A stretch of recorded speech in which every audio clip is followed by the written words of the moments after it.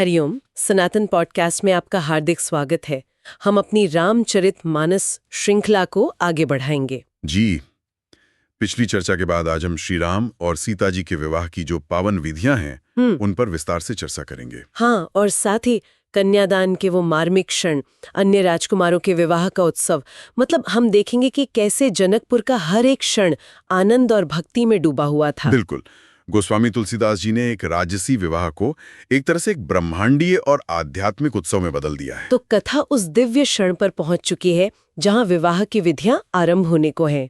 सबसे पहले चरण प्रक्षालन की तैयारी हो रही है। जी, जो हमारे यहाँ सम्मान और समर्पण का सर्वोच्च प्रतीक माना जाता है। गोस्वामी जी लिखते हैं, सज कलस मणि मंगल मूला, दुहुदिसी सखी सोहावनी भूला, भरी कलस शोभित बारी, अंजन रुचिर आवंगारी, करी बसन बेदी पर धरे, दंपति उबटी अनवाई करे, सजी आरती अनेक विधि, दीनी सखी हर्ष निधि।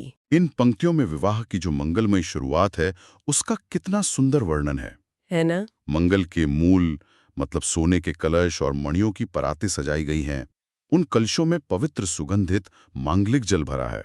और पहले वर वधू को उपटन लगाकर स्नान कराया गया। जी, और फिर राजा जनक और रानी सुनैना वो इतने आनंदित हैं कि स्वयं अपने हाथों से ये सब सामग्री लाकर श्री रामचंद्र जी के आगे रखते हैं। यहाँ हर वस्तु का एक गहरा प्रतीकात्मक महत्व लगता है।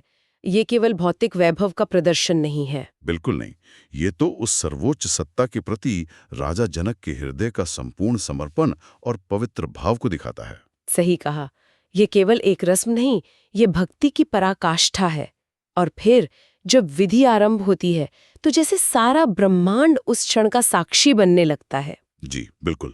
पढ़ई न बेद मुनि मंगल बानी, गगन सुमन झरी अवसर जानी, बर बिलो की दंपति अनुरागे, पाए पुनीत पखारन लागे।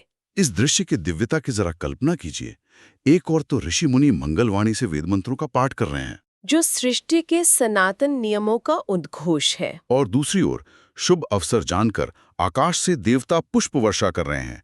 मतलब वो इस लौकिक विवाह पर अपनी अलौकिक स्वीकृति दे रहे हैं। और इन सब के बीच मिथिला के राजा और रानी, हाँ, जो समस्त ऐश्वर्य के स्वामी हैं, वो दूल्हे श्री राम के दिव्य स्वरूप को देखकर प्रेम में इतने मग्न हो गए हैं कि वे स्वयं उनके पवित्र चरणों को धोने लगे। ये तो उनके राज अभिमान का पूर्ण विलय और भक्ति भावों का सर्वोच्च शिखर है। बिल्कुल। और उन चरणों की महिमा, गोस्वामी जी ने उन चरणों का जो अद्भुत वर्णन किया है वो तो अपने आप में एक संपूर्ण स्तुति है। हाँ, वो छंद तो अद्भुत है।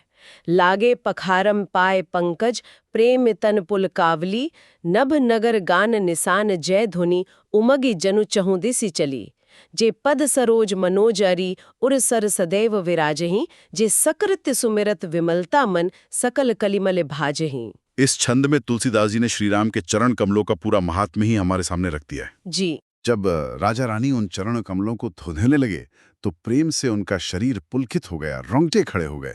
और फिर वो बताते हैं कि ये कौन से चरण हैं। हाँ, ये बहुत महत्वपूर्ण है। ये वही चरण कमल हैं जो मनोज अरी अर्थात कामदेव के शत्रु भगवान शिव के हृदय रूपी सरोवर में सदा विराजते हैं, जिनका केवल एक बार भी स्मरण करने से मन में निर्मलता आ जाती है और कलयुग के सारे पाप भाग जाते हैं। यही और आगे वे अहिल्या का उदाहरण देकर उन चरणों की पतित पावन शक्ति का वर्णन करते हैं। जे परसी मुनि बनिता लही गति रही जो पातकमयी, मकरंदु जिनको शंभु सिर सुचिता अवधि सुर बरनई, करी मधुप मन मुनि जोगीजन जे सेई अभिमत गति लहें, ते पद पखारत भाग्य भाजनु जनकु जय जय सब कहें। क्या अद्भुत पंक्तियां हैं। ये वही चरण हैं जिनका स्पर्श पाकर गौतम मुनि की पत्नी अहिल्या ने, जो पापमयी होकर पत्थर बन गई थी, उन्होंने परम गति पाई। जी, जिन चरण कमलों का मकरंद यानी गंगा जी स्वयं भगवान शिव के मस्तक पर विराजमान है, और देवता भी जिनकी पवित्रता की कोई सीमा नहीं बता सकते। और मुनि और योगीजन अपने मन को भ्रमर बनाकर जिन चरण कमलों का नित्य सेवन करके मनोवांछित गति प्राप्त करते हैं, उन्हीं चरणों को आज परम भाग्यशाली राजा जनक धो रहे हैं। और ये दृश्य देखकर सब जय जयकार कर रहे हैं। ये केवल एक विवाह की विधि नहीं रही, अब ये भक्ति और ज्ञान का साक्षात संगम बन गया है। चरणों के इस दिव्य पूजन के बाद अब वो क्षण आता है जब दो हाथ और दो कुल एक होने वाले थे। पाणी ग्रहण और कन्यादान की विधि। जी हाँ, बर कुंवरी करतल जोरी साखो चारु दो कुलगुर करई भयो पाने गहनु बिलो की विधि सुर मनुज मुनि आनंद भरई सुख मूल दूल्हु देखे दंपति पुलक तन हुलस्यो हियो करी लोक वेद विधानु कन्यादानु नृपभूषण कियो। यहाँ शाखोच्चार का एक विशेष महत्व है। वो क्या है? दोनों कुलों के गुरु मतलब वशिष्ठ जी और शतानंद जी वर और कन्या की हथेलियों को मिलाकर दोनों के गोत्र और वंश परंपरा का उच्चारण करते हैं। अच्छा, तो ये दो कुलों के पवित्र मिलन की एक तरह से वैदिक घोषणा है। बिल्कुल। और इस पाणी ग्रहण के दिव्य क्षण को देखकर ब्रह्मा आदि देवता, मनुष्य और मुनि सभी आनंद से भर गए। और राजा रानी की तो बात ही क्या। वो तो सुख के मूल अपने दामाद को देखकर इतने पुलकित हुए कि उनका हृदय आनंद से उमड़ पड़ा। तब जाकर राजाओं के भूषण महाराज जनक ने लोक और वेद की रीति के अनुसार कन्यादान का संकल्प किया। और इस कन्यादान की उपमा भी गोस्वामी जी ने ऐसी दी है मानो वे इस विवाह को इतिहास में हमेशा के लिए अमर कर देना चाहते हो। सही कहा आपने। हिमवंत जिमि गिरिजा महेसही हरिहि श्री सागर दई तिमि जनक रामहि सिय समर्पी विश्व कल कीर्ति नई जो करई बिनई विदेहु कियो विदेहु मूर्ति सांवरी करी होम विधिवत गांठ जोरी होन लागी भावरी। ये एक बहुत ही महत्वपूर्ण बिंदु है। तुलसीदास जी यहाँ केवल एक विवाह का वर्णन नहीं कर रहे हैं, वो एक नया सर्वोच्च प्रतिमान स्थापित कर रहे हैं। कैसे? देखिए, वो इस कन्यादान की तुलना दो सबसे मौलिक दिव्य दानों से करते हैं। जैसे हिमवान ने अपनी पुत्री पार्वती को महादेव को दिया और जैसे सागर ने अपनी पुत्री लक्ष्मी को भगवान विष्णु को दिया। अच्छा। वो कह रहे हैं कि ठीक उसी तरह आज जनक जी ने सीता जी को श्री राम को समर्पित किया है और इस समर्पण से विश्व में एक नई और सुंदर कीर्ति छा गई है।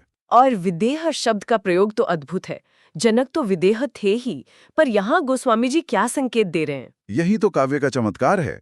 जनक का नाम ही विदेह था, मतलब जो देह के भाव से परे हों, एक परम ज्ञानी। जी। पर तुलसीदास जी यहाँ एक खेल करते हैं। वो कहते हैं कि श्री राम की उस सांवली सलोनी मूर्ति को देखकर जनक सचमुच विदेह हो गए। मतलब उन्हें अपने शरीर की सुधि नहीं रही। बिल्कुल। वे प्रेम में इतने डूब गए कि उनका वो ज्ञानमय नाम भक्ति में सार्थक हो गया और इसके बाद विधिपूर्वक हवन करके गठजोड़ा किया गया और फिर भावरें यानी फेरे होने लगे। और उस समय का जो वातावरण था उसका भी एक दोहे में वर्णन है। जी। जय ध्वनि बंदी बेद ध्वनि मंगल गान निसान सुनी हर्षहि बर्षहि बिबुध सुर तरु सुमन सुजान। ये एक लौकिक विवाह नहीं है, ये एक ब्रह्मांडीय उत्सव है। पृथ्वी पर जय ध्वनि, वेद ध्वनि, मंगलगान और नगाड़ों की ध्वनि गूंज रही है। और स्वर्ग से चतुर देवगण हर्षित होकर कल्प वृक्ष के दिव्य फूलों को बरसा रहे हैं। हर ध्वनि, चाहे वो जयकार हो, वेद मंत्र हो या नगाड़े की, सब मिलकर एक दिव्य संगीत की रचना कर रही हैं। भावरों के समय की शोभा का वर्णन तो और भी अद्भुत है। जी बिल्कुल। कुंवर कुंवरी कल भावरी देही नयन लाभु सब सादर लेही जाए न बरनी मनोहर जोड़ी जो उपमा कछु कहूँ सो थोरी राम सिय सुंदर प्रतिछाही जगमगात मणि खंभन माही मनुहु मदन रति धरी बहु रूपा देखत राम बियाहु अनूपा। कितना सुंदर और जीवंती दृश्य है। वरवधू सुंदर भावरे ले रहे हैं और सभी लोग आदर पूर्वक अपने नेत्रों का परम लाभ ले रहे हैं। मतलब उस छवि को अपने हृदय में बसा रहे हैं। हाँ, और गोस्वामी जी स्वयं कहते हैं कि इस मनोहर जोड़ी का वर्णन नहीं हो सकता। कोई भी उपमा दूंगा तो वो छोटी ही लगेगी। फिर भी वो एक प्रयास करते हैं। जी, वो कहते हैं कि मड़ियों के खंभों में श्री राम और सीता जी की जो सुंदर परछाई जगमगा रही है, उसे देखकर ऐसा लगता है मानो कामदेव और उनकी पत्नी रति ही अनेक रूप धारण करके श्री राम के इस अनुपम विवाह को देख रहे हैं। वाह। भावरों के बाद सिंदूर दान की विधि आती है जो विवाह की पूर्णता का प्रतीक है। जी हाँ। प्रमोदित मुने भावरी फेरी नेग सहित सब रीति निबेरी राम सिय सिर सेंदूर देही शोभा कहीं न जाति विधि के ही। मुनियों ने आनंद पूर्वक भावरे फिराई और नेग सहित सब रीतियों को पूरा किया। तब श्री रामचंद्र जी सीता जी के सिर में सिंदूर दे रहे हैं। और इस शोभा को किसी भी प्रकार कहा नहीं जा सकता। पर फिर भी तुलसीदास जी एक उपमा देते हैं जो उनकी काव्य प्रतिभा का शिखर है। हाँ, वो छंद तो जैसे एक चित्र ही खींच देता है आंखों के सामने। बिल्कुल। अरुण पराग जलजु भर नीके ससिह भूष अहि लोभ अमिके बहुर बसिष्ठ दीन अनुशासिन बर दुल्हन बैठे एक आसन। इस छंद की व्याख्या तो अद्भुत है। दृश्य है कि श्री राम अपने कमल जैसे हाथ से सिंदूर लेकर सीता जी की मांग भर रहे हैं। जी। तुलसीदास जी उपमा देते हैं मानो कमल को लाल पराग से अच्छी तरह भरकर अमृत के लोभ से कोई सांप चंद्रमा को भूषित कर रहा हो। अच्छा, यहाँ श्री राम के हाथ को कमल, हाँ, सिंदूर को लाल पराग, उनकी श्याम भुजा को सांप और सीता जी के मुख को चंद्रमा की उपमा दी गई है। ये केवल एक अलंकार नहीं, यह तो एक जीवंत चित्र है जो मन पर अंकित हो जाता है। अद्भुत। यही तो गोस्वामी जी की प्रतिभा है। तो इस तरह श्री राम और सीता जी का विवाह संपन्न हुआ। पर यह उत्सव यहीं नहीं रुका। दशरथ जी के लिए तो यह आनंद चौगुना होने वाला था। बिल्कुल। जब श्री राम और जानकी को श्रेष्ठ आसन पर एक साथ बैठे देखा तो दशरथ जी का मन आनंदित हो गया। उन्हें ऐसा लग रहा था मानो उनके सुकृत मतलब जीवन भर के जो पुण्य कर्म हैं, उनके कल्प वृक्ष में आज नए और दिव्य फल लगे हों। जी, उनका शरीर बार बार पुलकित हो रहा था। ये एक पिता का वो चरम आनंद है। सही बात है।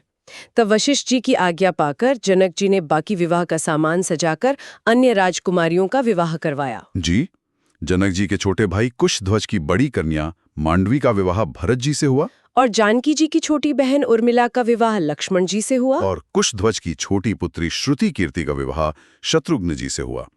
ये दो महान राज्यों का, रघुकुल और निमिकुल का एक अटूट गठबंधन भी था। इसका बहुत गहरा महत्व रहा होगा। बहुत ज्यादा। ये केवल एक पारिवारिक संबंध नहीं था, ये एक शक्तिशाली राजनैतिक और सांस्कृतिक गठबंधन की नींव थी। अयोध्या और मिथिला दोनों ही उस समय के सर्वोच्च ज्ञान और शक्ति के केंद्र थे। और उन चारों जोड़ियों की शोभा का वर्णन भी गोस्वामी जी ने बड़े ही आध्यात्मिक ढंग से किया है। जी, वो लिखते हैं, सुंदरीन सुंदर वरण सहे सब एक मंडप राजही, जनु जीव उर चारियों अवस्था बिबन सहित बिराजही। यहाँ वो एक बहुत ही गहरी आध्यात्मिक बात कह रहे हैं। ये चार अवस्थाएं कौन सी हैं? ये वेदांत का एक गहरा सिद्धांत है। चेतना की 4 अवस्थाएं होती हैं, जागृत, स्वप्न, सुषुप्ति और तुरिया। अच्छा, मतलब जागना, सपना देखना, गहरी नींद और समाधि की अवस्था। बिल्कुल। और इनके स्वामी क्रमशः विश्व, तेजस, प्राज्ञ और ब्रह्म कहलाते हैं। गोस्वामी जी कह रहे हैं कि ये 4 जोड़े उतने ही स्वाभाविक, पूर्ण और एक दूसरे के अनुरूप हैं जितनी कि ये 4 अवस्थाएं अपने स्वामियों के साथ होती हैं। वाह! इस एक उपमा से उन्होंने इस लौकिक विवाह को एक आध्यात्मिक यात्रा बना दिया है। जी हाँ, और इन चारों जोड़ियों को एक साथ देखकर दशरथ जी को परम तृप्ति का अनुभव हुआ। मुदित अवधपति सकल सुत बधून समेत निहारी, जनु पाए महिपाल मणि क्रियन सहित फलचारी। अपने सभी पुत्रों को बहुओं सहित देखकर अवधपति दशरथ जी ऐसे आनंदित हैं मानो वे क्रियाओं सहित चारों फल अर्थ, धर्म, काम और मोक्ष पा गए हों। उनके चारों पुत्र, जो उनके जीवन के 4 पुरुषार्थों के प्रतीक हैं, अब अपनी शक्तियों यानी बहुओं के साथ पूर्ण हो गए हैं। बिल्कुल। विवाह के बाद जनक जी द्वारा दिए गए दहेज का वर्णन आता है जो कल्पना से भी परे है। लेकिन इतना सब कुछ देने के बाद भी राजा जनक की विनम्रता देखने लायक है। यही तो उनके चरित्र की महानता है।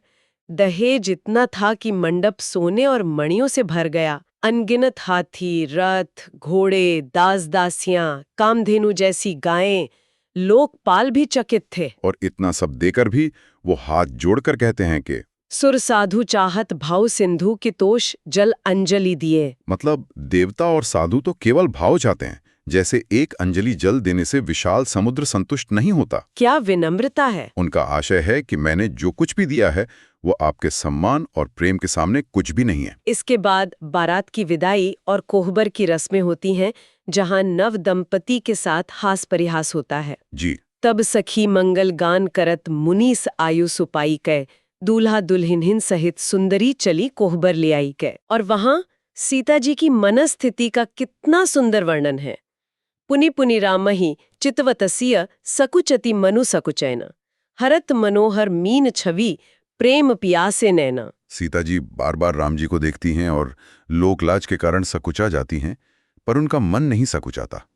उनके प्रेम के प्यासे नेत्र सुंदर मछलियों की सुंदरता को भी मात दे रहे हैं। यह नव विवाहिता के मन का कितना सजीव और पवित्र चित्रण है। और कोहबर में एक और अत्यंत मार्मिक पंक्ति है, निज पानी मनि महु देखियति मूरति स्वरूप निधान की, चालतिन भुजबल्ली बिलोकनी बिरह भयभस जानकी। इसका क्या अर्थ हुआ? जानकी जी अपने हाथ में पहनी हुई मड़ियों में श्री राम जी की परछाई देख रही हैं और वियोग के भय से वे अपनी भुजा और दृष्टि दोनों को हिलाती नहीं हैं। उन्हें भय है कि यदि भुजा हिली तो मणि में दिख रहा प्रतिबिंब भी ओझल हो जाएगा। जी, ये प्रेम की कितनी सूक्ष्म और गहरी अवस्था है, जहां मिलन के क्षण में भी वियोग की आशंका मन में समाई हुई है। बहुत सुंदर।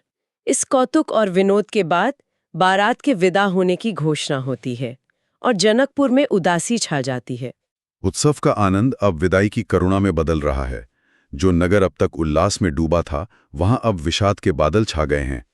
मनहु सांझ सरोज सकुचाने, मानो संध्या के समय कमल के फूल मुरझा गए हों। और इस विरह की पीड़ा से स्वयं विदेह जनक भी अछूते नहीं रह पाते। ये प्रसंग तो हृदय को द्रवित कर देता है। बिल्कुल। सिए बिलो की धीरता भागी, रहे कहावत परम विरागी। लीम राय ऊर लाए जानकी, मिटी महामर्जाद ज्ञान की। यहाँ प्रेम ने ज्ञान की मर्यादा को भी तोड़ दिया। जो जनक परम वैराग्यवान और विदेह कहलाते थे, वो भी अपनी पुत्री सीता को देखकर धीरज खो बैठे। उन्होंने जानकी को हृदय से लगा लिया और उनके नेत्रों से अश्रुधारा बह निकली। ये दर्शाता है कि सच्चा ज्ञान हृदय की कोमलता और प्रेम को समाप्त नहीं करता, बल्कि उसे और भी गहरा और पवित्र बना देता है। अंत में शुभ लग्न जानकर गणेश जी का स्मरण करके कन्याओं को पालकियों पर चढ़ाया जाता है और फिर बारात चलती है। जी, बीच बीच में सुंदर पड़ाव डालते हुए और मार्ग के लोगों को अपने दर्शन का सुख देते हुए वो बारात एक पवित्र दिन अयोध्या के समीप आ पहुंची। ये यात्रा केवल एक भौगोलिक दूरी तय करना नहीं है। ये आनंद और दर्शन का एक प्रवाह है जो मिथिला से अयोध्या तक बह रहा है। और जैसे ही बारात अयोध्या के पास पहुंचती है, उत्सव का एक नया अध्याय शुरू होता है। जी बिल्कुल। हणे निसान पनवर बरबाजे, भेरी शंख धुनी हय गए गाजे। पुरजन आवत अकनि बराता, मुदित सकल पुलकावली गाता। अयोध्या के पास पहुंचते ही विजय के नगाड़े, भेरी, शंख और शहनाइयां बजने लगती हैं। हाथी और घोड़े गरजने लगते हैं और बारात के आने का समाचार सुनकर नगर के सभी वासी आनंदित हो जाते हैं और उनके शरीर पर रोमांच छा जाता है। अयोध्या अपने राजकुमारों और अपनी नई बहुओं के स्वागत के लिए पूरी तरह से तैयार है।